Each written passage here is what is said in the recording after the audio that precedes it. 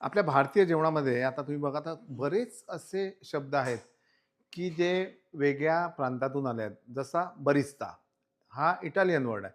पण बरिस्ता कशाला म्हणतात, की जो कॉफी जेव्हा आपण घेतो, बरिस्ता तुम्ही कॉफी शॉप बघत असाल, तर त्या कॉफीवर जो काम करतो, जे डिझाइन काढतो किंवा कार्विंग करतो, त्याला सुद्धा बरिस्ता म्हणतात आणि एक बरिस्ता असतो तो ओनियन बरिस्ता. तर हा ओनियन बरिस्ता म्हणजे तळलेला कांदा असा.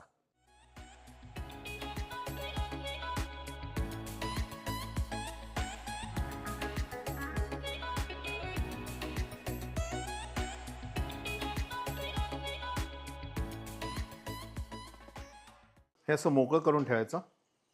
ज्यावेळी आपण चिवड्यासाठी किंवा कुठल्या एखाद्या पदार्थासाठी कांदा तळून घेतो, तर कांदा तळून झाल्यानंतर हा असा एकावर एक ठेवू नका. हा मोकळा ठेवा. एकावर एक ठेवल्याने काय होतं त्याच्याच गरमीने तो मऊ पडतो. असा मोकळा ठेवला तर तो छान क्रिस्पी होतो.